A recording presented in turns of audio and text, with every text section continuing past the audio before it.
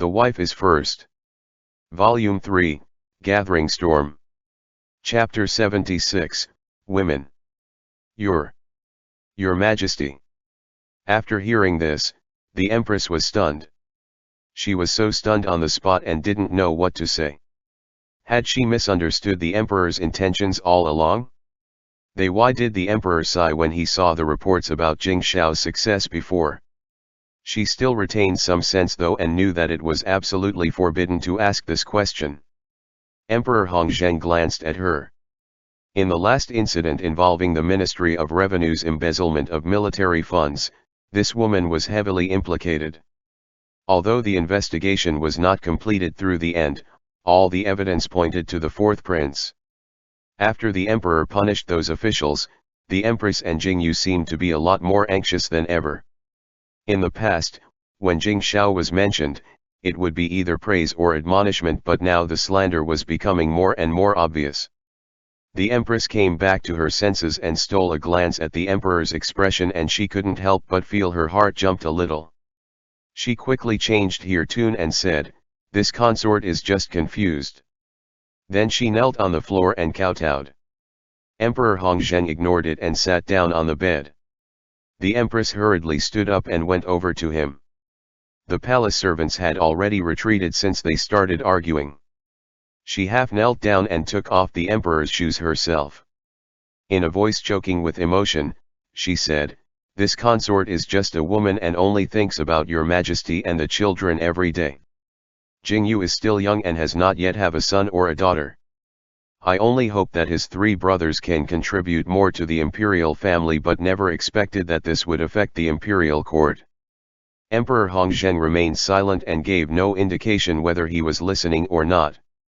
The empress continued, "My muddle-headed brother heard from someone that Prince Consort Cheng had a dispute with this consort before, and also didn't know that your majesty had allowed Prince Consort Cheng to go with the army, which was why he did all that.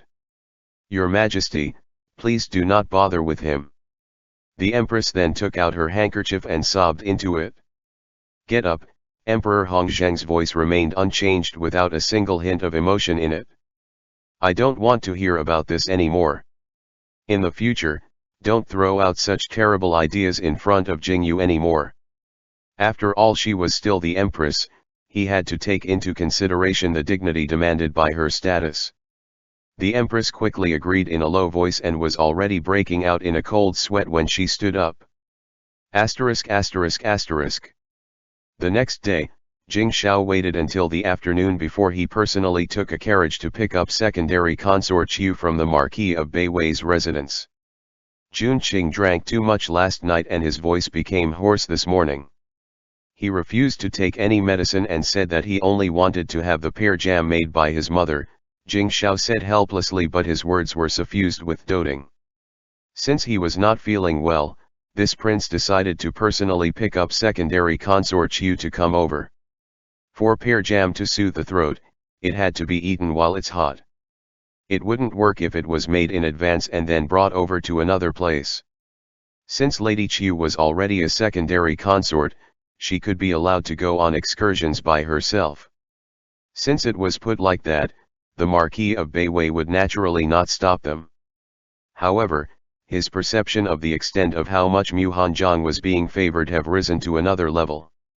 Using the explanation supplied by his prince consort, Jing Xiao successfully picked up Lady Qiu.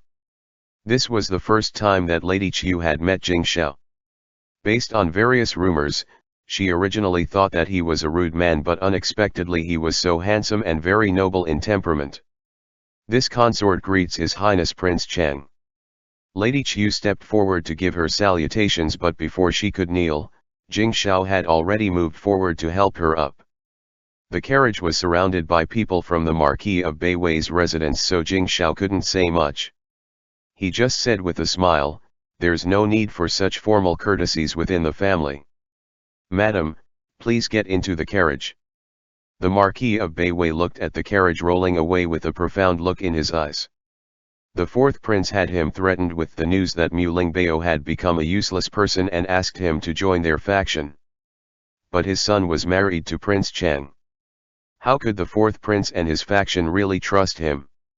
They just wanted to use him as a tool.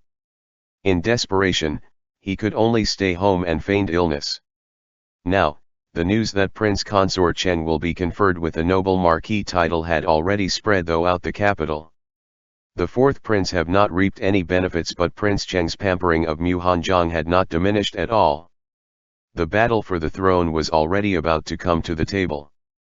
It was just wishful thinking that he could just look after his own interest.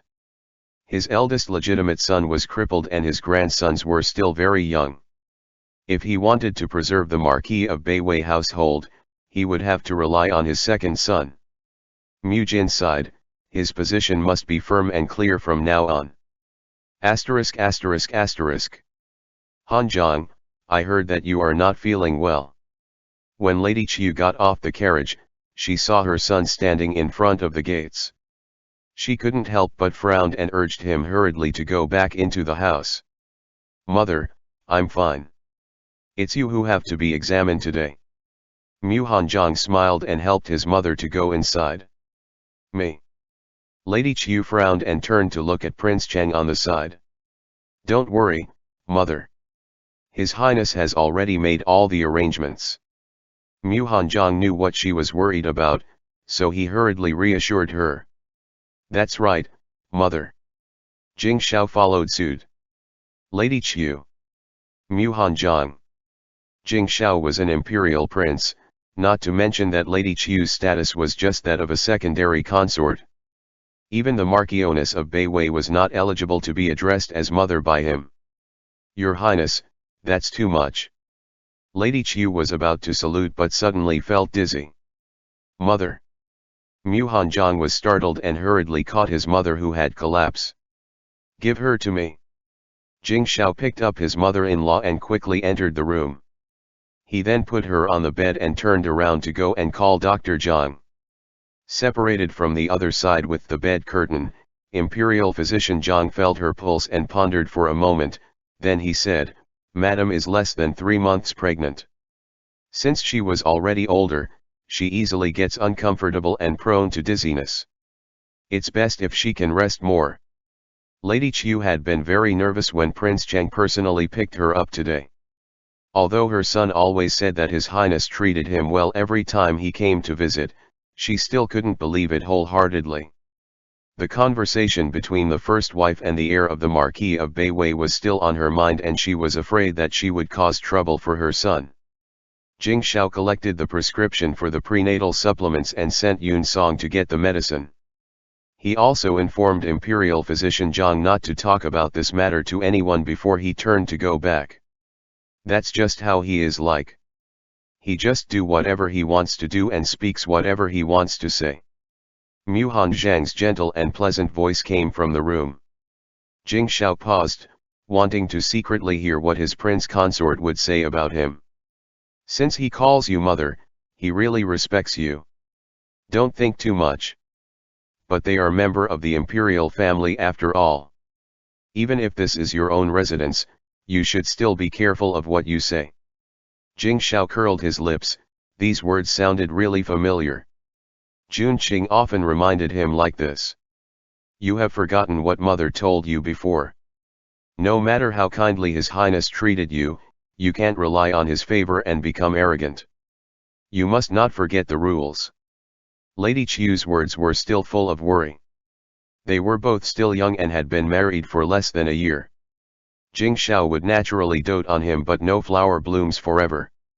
Once he lost his favor, his previous mistakes and faults would be brought up to be used as weapons.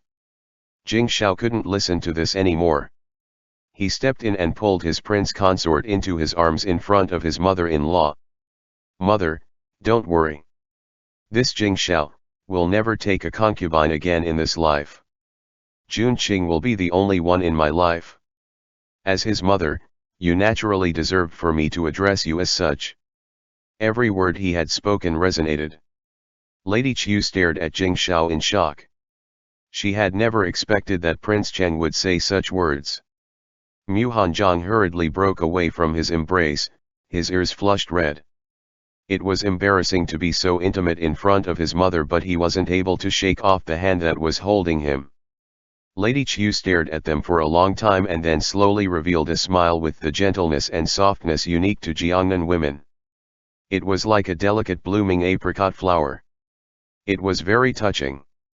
Though those beautiful eyes that were very similar to Mu Hanzhang's were slightly moist. Asterisk asterisk asterisk. At the same time, the Countess of Yongchang, who had been fuming at home for 2 days, finally, couldn't stand it anymore and went to the imperial palace. Your Majesty, no matter what the situation is, my husband is your brother. Your Majesty had rushed your brother to lead everything. If the emperor blames us, the entire Count of Yongchang's household will have to pay for it. The Countess of Yongchang started crying as soon as she saw the Empress. The Empress had been scared and worried for the whole night, so her complexion was not good at all. Hearing the grating crying voice, she only felt a splitting headache. Jingyu didn't just want to let his uncle make the first contribution. However, what happens in court are unpredictable. The Count is so timid. How else could he accomplish great things? Your Majesty clearly knew that the Emperor has already agreed to let Prince Consort Cheng join the army. Why make your brother take the risk? After hearing what the Empress said, the Countess of Yongchang couldn't help but get even more angry. However, the person in front of her was not only her sister-in-law but was also the Empress. She could only suppress her anger and continued to complain tearfully. Things had already happened, what's the use of crying to me now? Hearing her words, the Empress just became more and more agitated and fiercely slammed the teacup in her hand on the table. Your Majesty, the Countess of Yongchang pulled in her neck. She looked around the area quickly before she clutched her handkerchief and said, Prince Cheng punched my husband. His whole eye is bruised and the swelling won't go down no matter what we apply. This is your Majesty's own little brother. Since Prince Cheng had hit him like this, isn't it the same as him hitting your Majesty's face? As she spoke, she started to cry again and rambled that the Count of Yongchang went to court today with swollen eye. The Count of Yongchang was his elder, but Prince Cheng didn't even say a word of apology while the Emperor acted as if he hadn't seen anything at all. The title of a Count was already low in rank to begin with. If things went on like this, all the other noble families would look down on the Count of Yongchang's household. Nobody would take the fourth prince seriously either. Having heard all of this, the Empress could only suffer a belly full of anger. However, the Emperor wasn't happy with Jingyu right now. What happened last night still left her with lingering fears. It would be better not do anything contrary for a while, but she really couldn't swallow the words that the Countess of Yongchang was spouting. After a moment of silence, she suddenly snapped, "What's the point of crying to me? If you have the ability, go and cry to the Empress Dowager or go to Fengxin Hall and pray to the revered ancestors of the dynasty." The Countess of Yongchang was stunned. "Your Majesty, what are you trying to say? I am already busy enough managing the inner court, I cannot take care of these things." The Empress raised her eyebrows and waved her hand to let the palace servant see the guest off. Asterisk asterisk asterisk.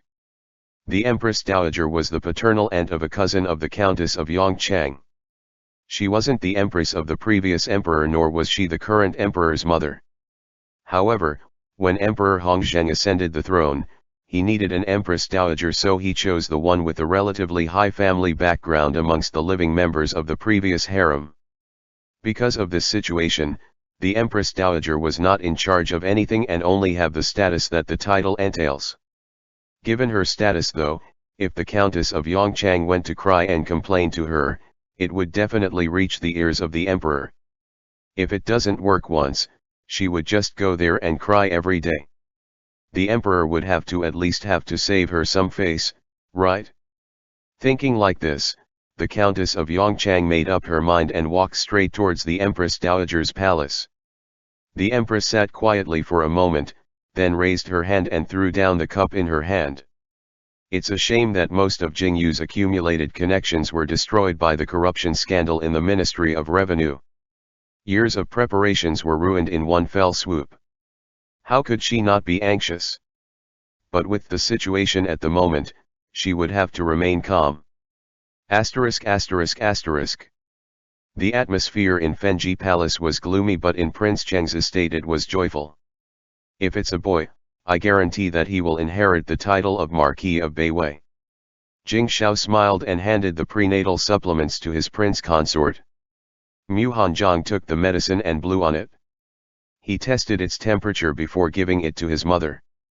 Lady Qiu shook her head and said, I don't ask for any title, I just want this child to be born safely. The couple looked at each other. With Mu Lingbao's current condition, if the Marquioness of Beiwei learned that Lady Qiu was pregnant, she might do something crazy. Mu Hanjiang frowned and said, I'll send mother back later, and I'll go speak with father. End chapter. The Wife is First. Volume 3, Gathering Storm. Chapter 77, Undeniable. Lady Qiu rested in Prince Cheng's estate before going back in the evening. Jing Xiao took all the gifts that women could use and gave them to his mother-in-law to bring back with her. Your Highness, these are meant for those with higher status, I can't possibly use them. Lady Qiu looked at the golden phoenix hairpin on the tray and said helplessly. This kind of hairpin could only be used by ladies of second rank or above. She was just a secondary consort and only had a third rank. Even if you cannot personally use them, just take them back and look at them or gift them away. There is no female in the Prince Cheng's household who can use them, so it's a waste to keep them in the residence. Jing Xiao deflected her objections. Fact was, even if she used them, no one would dare to say anything. After all, these were gifts bestowed by the emperor and it was acceptable for Prince Cheng to gift them to others. Lady Qiu got on the carriage with a smile on her face. Mu Hanjiang turned back to Jing Xiao and said, I'll have to speak to father. You can have dinner by yourself. Jing Xiao lifted his hand and tugged his wife closer. He then tucked a strand of his hair that fell on his wife's face as he spoke in dissatisfaction, I'll go, too. Mu Hanjiang chuckled and said, I can't speak frankly with my father if you're there. After all, it was a family scandal. If the truth was exposed in front of Prince Cheng, the Marquis of Beiwei might get furious with embarrassment. All right then, Jing Xiao helped his prince consort into the carriage, then I'll go to my brother's place to have some dinner there. I'll pick you up later in the evening. Asterisk asterisk asterisk. According to custom, it wasn't polite to come to someone else's place to sort out dinner. Although Jing Chen was happy for his brother's visit and have no issue serving him dinner, he still had to reprimand him, how unbecoming is it to run around at night? My wife has gone back to his parents' home. No one cares about me. Jing Xiao sat down at the dinner table and said self-righteously. Jing Chen had no choice but to order someone to bring in another pair of bowls and chopsticks. Princess consort Rui still haven't finished her post-birth confinement period and concubines weren't supposed to come to the table, so Jing Chen had to eat by himself. It was definitely a lot livelier with his younger brother accompanying him like this. The Countess of Yongchang went to Yongning Palace today.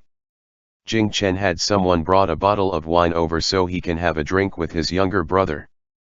Yongning Palace. Jing Xiao took a bite of the chicken leg and raised his head in confusion. The Empress Dowager is not in charge of anything. What is she doing there? Crying and complaining about how Prince Cheng beat the Count of Yongchang and saying in a roundabout way that the Jing family treats loyal subjects badly. Jing Chen slowly drank a cup of wine. Let her make trouble. When word reaches the ears of Imperial Father, the Count of Yongchang will have to bear the consequences. Jing Xiao sneered. Have these people's head been kicked in the head by a donkey recently? What they were doing was incredibly stupid. Of course she won't say this directly. Jing Chen shook his head. Although the Empress Dowager of Yongning Palace was not in charge of anything, she still had the status her title entails. The news that Countess of Yongchang went there to cry and complain would certainly spread all over the capital. She kept talking about how the ancestors of the Count of Yongchang helped the Grand Ancestor back in the days to conquer the empire but was only rewarded the title of the Count. Not that Prince Cheng had hit such a loyal subject, his prince consort was even going to be conferred the title of a marquis. How was there such a thing in the world? Humph, in the end, the just can't stand the thought of a marquis title being conferred to Jun Qing. Jing Shao said angrily, thinking about Jun Qing's gentle and pure smile yesterday. No matter what anyone said, he would earn this title for his prince consort no matter what. The Countess of Yongchang was staying in the palace tonight. They were afraid that she would continue to make trouble tomorrow. If this continued, the Empress Dowager might really intervene and the bestowment of the marquis title might get postponed. After all, the Empress Dowager still had status and the Emperor may not truly want to confer this title to Prince Consort Cheng. Jing Chen put down his cup, pondered for a moment and said, "I have an idea." The two brothers got together and discussed for a long time. Jing Shao had wanted to immediately leave after the meal but Jing Chen pulled him back and said, "Why are you in a hurry? Come with me to see your nephews first." Jing Shao didn't understand what was going on and was scolded by his brother again. He said that when one was requesting another for help regarding an issue one was worried about, he had to adopt a good disposition and act politely in order for the other to be more amenable toward extending their assistance. Understanding what his brother meant, Jing Shao had no choice but to follow his brother to see his nephews. There were two small cradles placed in the warm room. Jing Shao went over to take a look and saw that they were actually two children. He couldn't help but look at his brother in confusion. Jing Chen explained that the older child was born from a fourth-rank concubine and was half a month older than the second son. So, Gerger actually has 4 sons now. Jing Shao was surprised. He looked carefully and saw that the legitimate son was small and red with wrinkled skin. He looked quite ugly and was breathing quite weakly. He didn't seem to be very healthy. The fourth-rank concubine's son was a bit older. The redness in him had faded a little. His facial features were exquisite, white, and tender, which was very pleasing to the eye. After looking at the child and talking to his brother for a while, Jing Shao rode Xiao He to the Marquis of Beiwei residence. *****. I will never do those stupid things again. When you get back, tell His Highness that the horses from the northwest are ready and will be transported to the capital one after another." The Marquis of Beiwei sighed. Jing Shao asked him to trade with horses before, but that kind of business, like the illegal salt trade, was a crime punishable by beheading if they were caught. The Marquis of Beiwei had been operating carefully and had achieved some results in the past 6 months. Mu Hanjiang narrowed his eyes. Jing Shao did mention that he asked the Marquis of Beiwei to send him some horses privately, but his father had always refused. Now that he was saying this, he was indicating that he was ready to stand on the same boat as Jing Shao and his elder brother. He raised his hand and refilled his father's cup of tea as he said, "There is one more thing that I need to discuss with father." "Say it." The Marquis of Beiwei picked up the teacup, which was very heartwarming. Mu Lingbao had never even poured him even a half cup of tea. About elder brother's body, Mu Hanjiang paused, pretending not to notice his father's sudden action of clenching the cup. "What is father planning to do?" Mu Jin frowned. With Mu Hanjiang speaking about this, he must have already known about the matter. He couldn't help but sigh and said, "He brought it upon himself. What can I do? Imperial father-in-law is already aware of this." Instead of letting the Marquis of Beiwei play dumb, Mu Hanjiang simply made everything clear. "How does father plan to preserve the title of the Marquis of Beiwei?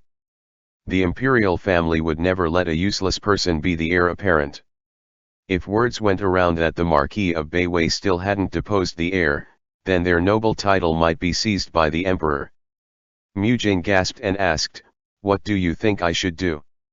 A pair of sharp eyes stared at Mu Hanjiang. The fourth prince had already threatened him with this matter, and now King Chen wanted to threaten him with this, too. Mu Hanjiang put down the cup and looked at his father quietly.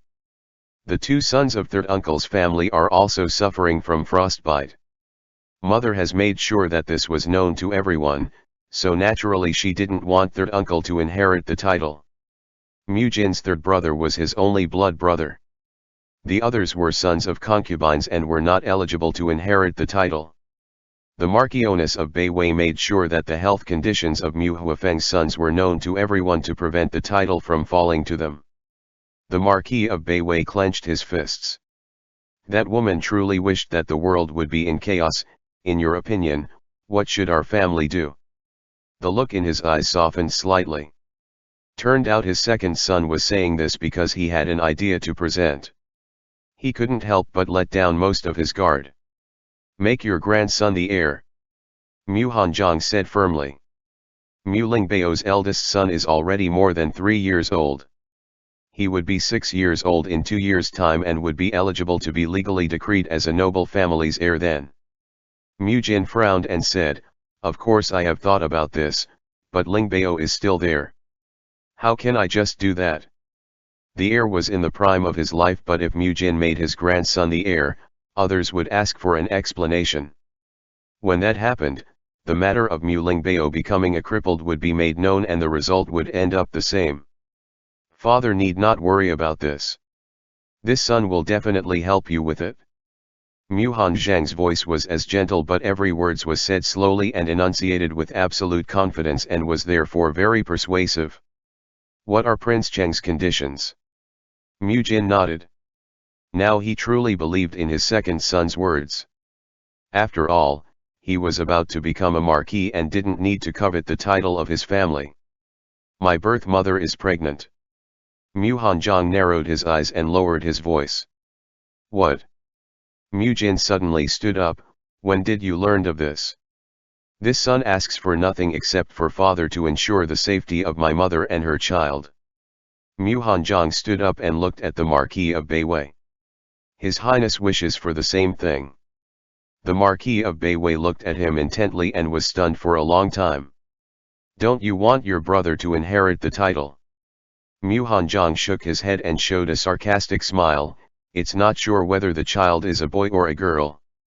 I just hope that my sibling can grow up safely, and don't expect anything else. Hearing this, Mu Jin thought of his concubines who had miscarriages and Mu Hanjiang who almost died prematurely. He felt a little uneasy for a moment and sat down dejectedly. It was this father who was incompetent. That vicious woman. Some things happened years back then which he didn't understand fully. Thinking about it now, if it wasn't for his principal wife, would those unfortunate things happened all these years? Few of his illegitimate children were born safely, and Mu Hanjiang, who was born safely, also almost wasn't able to survive past his childhood. Asterisk asterisk asterisk. Not long after, Jing Shao arrived on horseback to take his prince consort back home. Don't worry, if it's for the sake of the Marquis household, I will definitely address this matter properly. Mu Jin personally sent his son out and gave his assurances again and again. Mu Hanjiang nodded, then he put his hand in Jing Shao's, who assisted him in mounting the horse. There is something that happened today. Jing Shao sat on the horse with his prince consort in his arms, and said to Mu Jin with a smile, the Countess of Yongchang went to Yongning Palace to complain. She doesn't want Jun Qing to be conferred the title of Marquis. Mu Jin immediately became nervous. Such a thing happened. Yes. She's saying that my prince consort's contribution is not as good as that of the ancestor of the current Count of Yongchang. Jing Shao sneered. Jun Qing's ancestor's contribution is greater than that of the Count of Yongchang. His family background is also not inferior to that of the Count's. Don't you agree so, father-in-law? The expression on the face of the Marquis of Beiwei was very ugly as he laughed dryly and said, naturally. If she made such a big ruckus, the emperor might take advantage of the situation and not grant Mu Hanjiang the title of Marquis. Moreover, it would be terrible if His Majesty just decide to give the title of Marquis of Beiwei to Mu Hanjiang directly. Mu Hanjiang would not have any heir, so the title of the Marquis of Beiwei would not be inherited anymore. That would spell doomed for the rest of the Mu family. Jing Shao stopped the conversation there and said goodbye to the Marquis of Beiwei with a smile. He then took his prince consort away. With a belly full of anger, the Marquis of Beiwei went directly to the principal wife's courtyard. Asterisk asterisk asterisk. No. The Marchioness of Beiwei screamed, even if Lingbao's body had become invalid, I still have my eldest grandson. No matter what, we cannot let the son who had already married out to inherit the title. She had been full of worries lately and seemed to have aged 10 years older. She yelled and screeched loudly, which made her look even more terrible. As long as the emperor can successfully confer him the title of a marquis, the position of the Marquis of Beiwei will not fall to the wayside. The Marquis of Beiwei said with suppressed anger. Why should we relate to him being granted a title? The Marchioness of Beiwei heard this and her voice became louder and louder. He was born from a cheap concubine. His status was already elevated when he married an imperial prince, and now he even wanted to be a marquis. She had spent half her life to secure her son's position as the heir. Why should that Mu Hanzhong also get the same title as her son without any effort, or even steal her son's title? The Marquis of Beiwei's principal wife paced around several times before she suddenly turned to the Marquis of Beiwei and said, Master Marquis, we can't let this happen. The emperor is trying to cut off our family's title. Once Prince Cheng divorces Hanzhong, he will no longer be a member of the imperial family. At that time, Pack. The Marquis of Beiwei couldn't bear it anymore and slapped her to the ground. I've been talking for a long time, but you haven't listened to a single word I say. You wicked woman, your heart is as black as ink. Master Marquis. I am doing this all to protect the Marquis household. The Marchioness of Beiwei jumped up and spoke sharply. Shut up. The Marquis of Beiwei yelled. How are you protecting the Marquis household? By relying on your crippled son? By relying on that grandson who cannot even speak properly? The Marchioness of Beiwei listened blankly to her husband's scolding, and finally covered her face and began to cry. Listen to me carefully. We are now on the same boat as Prince Cheng. As long as Hanzhong can be successfully granted the title of Marquis, Prince Cheng will be able to protect our descendants and establish our grandson as the next heir. They would ensure that the emperor will not say anything. The Marquis of Beiwei said bluntly as he glared at the Marchioness of Beiwei. When the Marchioness of Beiwei heard the word grandson, she stopped crying immediately. There's just one thing. You have to do something with the Countess of Yongchang. Mu Jin said solemnly. End chapter. The Wife is First. Volume 3, Gathering Storm. Chapter 78, Fighting Fire with Fire. After the Marquis of Beiwei made everything clear, he flicked his sleeves and left to go over to his secondary consort's courtyard. Today, he learned the Lady Qiu was pregnant, but he hadn't gone to see her yet. This is a child that had come to him in his twilight years. If the child could be born safely, he could show off in front of those people like the Marquis of Dingnan. Thinking of this, Mu Jin's originally gloomy mood suddenly became better. The Marchioness of Beiwei sat in her room all night, thinking everything through from beginning to end.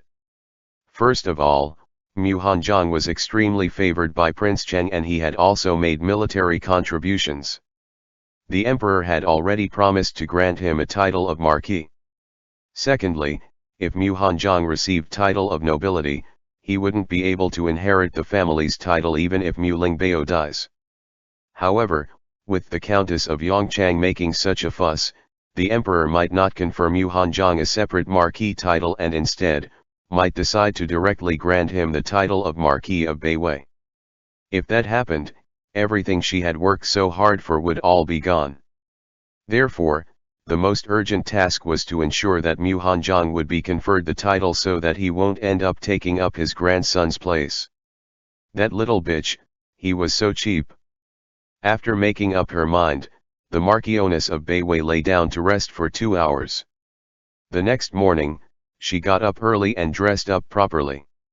Then she took her palace pass and entered the imperial palace. The morning court session on this day was a bit long because the emperor wanted to summon the eldest prince back to prevent him from disgracing himself further in front of the barbarians. The officials from Jingyu's faction naturally all agreed. Prince Chang had already returned, but the eldest prince was still toiling away in the Yunnan Tibet region. All the efforts he had put in had yet to yield any fruits, nor had he demonstrated any talent in military leadership. It was better for him to come back quickly so that the fourth prince could also have a helper. The terrain in Yunnan Tibet is complicated. The eldest prince has never led an army before, so it is normal that it would take him a long while, Minister Sun of Ministry of War said. The implication in his words was that the eldest prince, who had never fought in a war before, would not be able to win in half a year. There was probably no one in 100 years who can subdue 2 vassals in mere 4 months like Prince Chang. These words sounded like they were trying to give excuses on behalf of the eldest prince, but they were actually praising Jing Shao. Your Majesty, that is true. Temporary success will not quell the chaos. Giving the eldest prince more time may prove effective, another official agreed. Jing Shao knew that these were his brother's people and their purpose was to prevent the eldest prince from returning to the court. Jing Rong and Jing Yu were similar in such that they would only choose to do things that would obviously bring them benefits. If the eldest prince came back, the hard work of pacifying the barbarians would fall on Jing Shao. Jing Shao, what do you think? Emperor Hongzheng looked at Jing Shao, who were keeping his head down and keeping quiet. Regarding war matters, His Majesty have now become accustomed to asking Jing Shao's opinion. One cannot win a battle overnight. The southern barbarians are cunning and the terrain of Yunnan Tibet is complicated. It will take a long time to figure out its secrets and plan the appropriate action to take, Jing Shao bowed and said. This prince believed that eldest brother was already doing his best. At this moment, it was too soon to expect any results. It's better to give him some more time. Emperor Hongzheng looked at him profoundly and asked, if you are allowed to go, how long will it take to destroy the southern barbarians? Jing Shao's heart skipped a beat and he carefully considered his words before he spoke. This prince got really lucky during the campaign to suppress the rebellion of the 2 vassals. Elder brother has General Dong on the campaign with him. If this prince goes, things might not turn up any better. When Emperor Hongzheng heard this, he nodded slightly, believing Jing Shao's words. After all, Jing Shao had already admitted clearly to him that he was not the one who destroyed the king of Southeast at all. It was just that the king of Southeast was unlucky and was killed by his own concubine. Although he knew it was because he was just being lazy and didn't want to fight this war, he nevertheless always defended his brother without any intention of slandering him. Emperor Hongzheng was very satisfied with this. As a result, the return of the eldest prince to the court was postponed again. The expression on the 4th prince's face looked a little ugly. Jing Chen was still as calm and reserved as a mountain. He exchanged a look with Jing Shao and then went to the imperial status, bringing with him the several marquee titles that were proposed by the Ministry of Rights. When Jing Shao left from the morning court and walked to the side gate, he happened to meet Xiao Qian, the commander of the imperial guards. Your Highness, there is news. Xiao Qian pulled Jing Shao and hid in a small passageway. Jing Shao gave him a little golden turtle and asked, how's things? Ha ha ha. The Marchioness of Beiwei entered the palace early in the morning. Xiao Qian started in a low voice as he put away the golden turtle into his robes. That woman is really powerful. I asked a eunuch of Yongning Palace to ask about it and was told that the Countess of Yongchang almost died of anger. It turned out that after breakfast, the Countess of Yongchang cried and complained tearfully in front of Yongning Palace, repeating over and over again that the Count of Yongchang had been loyal and good for generations, but now he had been allowed to be bullied and humiliated by others. He had followed the grand ancestor to conquer the realm, risking limb and life, but now a young boy who had just married in as a wife was to be granted the title of Marquis, which makes the Count's family feel miserable. But then, the Marchioness of Beiwei went in and without even saying a word, started crying even more pitifully than the Count of Yongchan. She said that the son of the Duke of Mao pushed the heir of the Marquis of Beiwei during the coldest day of winter into an icy river and was still currently ill. One of her 2 nephews were bedridden and the other suffer frostbite on his feet. The Marquis of Beiwei had been loyal and good for generations, but his title was slightly lower than others and was bullied by those others. Back then, the ancestors of the Marquis of Beiwei followed the Grand Ancestor to conquer the realm through flame and flood, but now his family line was almost killed off. The Countess of Yongchang was confused by what she said, though she felt that what she was saying sounded familiar. Since the Duke of Mao and her family were now in the same side, she naturally had to say something on their behalf and asked why she, though it was the doing of the Duke of Mao's household.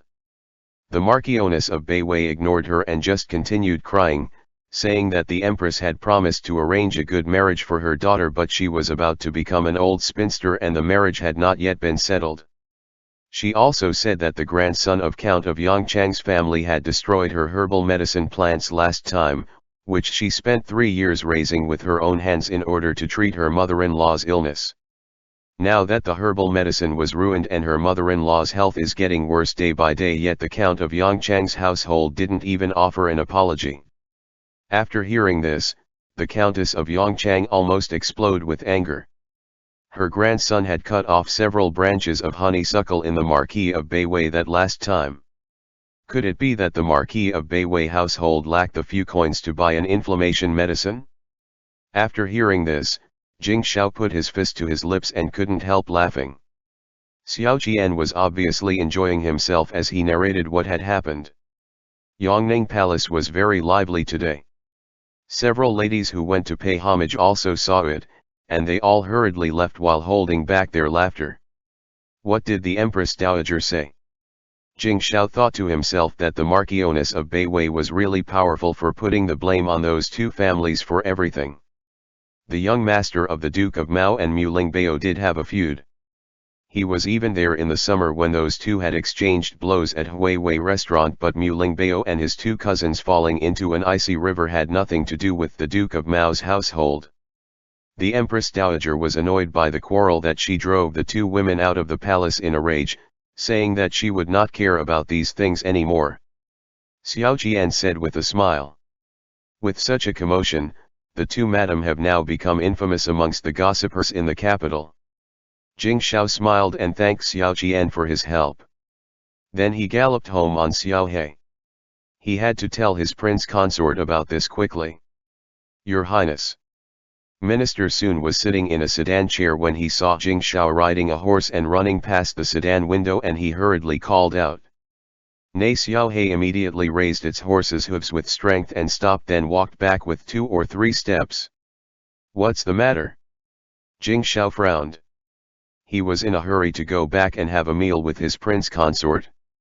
Jun Qing said that he would personally make fried vegetable balls for him today. There are some matters at the Ministry of War that must be decided by your Highness. You must go there. Minister Sun said helplessly. This ancestor used to skip work every few days, which was still fine. However, ever since he had returned from the campaign, he had not come over to the Ministry of War even once. Got it? Jing Xiao waved his hand. His brother had already told him today that he was going to find a reason to drag down that bastard Songan. Minister Sun probably wanted to discuss this matter with him. Jun Qing, I'm back. Jing Xiao shouted excitedly as soon as he entered the east courtyard. Mu Hanzhong quickly applied the medicine on his hand, turned around and went out. Where are the fried vegetable balls? Jing Xiao excitedly hugged his prince consort into his arms. A faint scent of delicious food emitted from his body. He couldn't help but sniff that fair neck more. Mu Hanzhong was tickled by this, so he gently pushed him away and pointed to the plate on the table. There are several plates of exquisite dishes on the table, all served on white porcelain plates. The only wooden plate was placed in the middle and it was full of golden fried vegetable balls. There was also a small celadone bowl next to it, which contains the prepared garlic sauce mixture. Jing Xiao had not even sat down before he picked one up with chopsticks, dipped it in the sauce, and ate it in one bite. Crispy and delicious, it was so delicious that he couldn't help but want to eat more, so he ate another one and said, Jun Qing, you are so amazing. You have never cooked before and yet, you still managed to make it so delicious. Mu Hanjiang helplessly pulled him to sit down and served him a bowl of porridge. Early this morning, Jing Shao didn't want to get up and wanted to skip work to be intimate with him. In the end, he had no choice but to coax him to go out of the door by promising him that he would make fried vegetables ball for him. This doesn't count as something I made. The cook has done everything. I just squeezed them into balls and fried them in the pan. Mu Hanjiang put his left hand on his lap and only used his right hand to eat. That's already amazing. Jing Shao picked up a vegetable ball and fed it to the man beside him. Mu Hanjiang couldn't refuse, so he had to open his mouth and bite half of it. Before he could bite the other half, the chopsticks had already turned around and was stuffed into Jing Shao's mouth. Seeing him eat like this as if it was the most natural thing in the world, Mu Hanjiang didn't know what to say, so he could only purse his lips and drink the porridge slowly. Jing Shao put some dishes into his prince consort's bowl and somehow felt that something was amiss. It was only after eating the last vegetable ball that he realized that Jun Qing's left hand had been placed under the table this whole time. Because Jun Qing's etiquette had always been impeccable, his movements were still graceful and smooth even though he was only using one hand, so Jing Shao had just noticed it now. Without saying anything, he grabbed that hand under the table. Hiss! Mu Hanjiang sucked in a breath. It was too late to break free from Jing Shao's hold. On his elegant little finger, 2 translucent blisters appeared in front of Jing Shao. Jun Qing. Jing Shao frowned, feeling very distressed, and the joy of eating vegetable balls disappeared immediately. It's all right. It will be fine in 2 days. Mu Hanjiang sighed. A nobleman stayed away from the kitchen. He had basically never been in the kitchen since he was a child. Watching the cook do it, cooking seemed very simple, but when he did it himself, he was very clumsy. You are not allowed to go to the kitchen anymore. Jing Shao asked someone to get some crushed ice, which he wrapped in a silk cloth and carefully applied it on the blisters. The cold touch eased the burning pain. Mu Hanjiang watched Jing Shao carefully apply the medicine and blow gently on the injured area. That serious expression probably only appeared when he was studying the army formation diagrams. Slowly curling his lips, he felt warmth in his heart. This was worth scalding his fingers and getting 2 blisters for. Don't go out for the next 2 days. If your fingers get froze with the cold, it will leave scars. Jing Shao held that jade-like hand, feeling heartbroken. An imperial edict has arrived. The couple were just talking when suddenly there was an announcement outside the door, making the 2 of them locked gazes with each other. Mu Hanjiang asked Duo Fu to receive the eunuch who delivered the imperial edict first. Then he took Jing Shao into their room to quickly change clothes before they went to the front courtyard to listen to the imperial edict. Prince Consort Cheng Mu Hanjiang to receive the edict. The eunuch who delivered the order glanced at Prince Cheng and his wife, who were kneeling on the ground, and unfolded a bright yellow scroll embroidered with multicolored dragons. End chapter.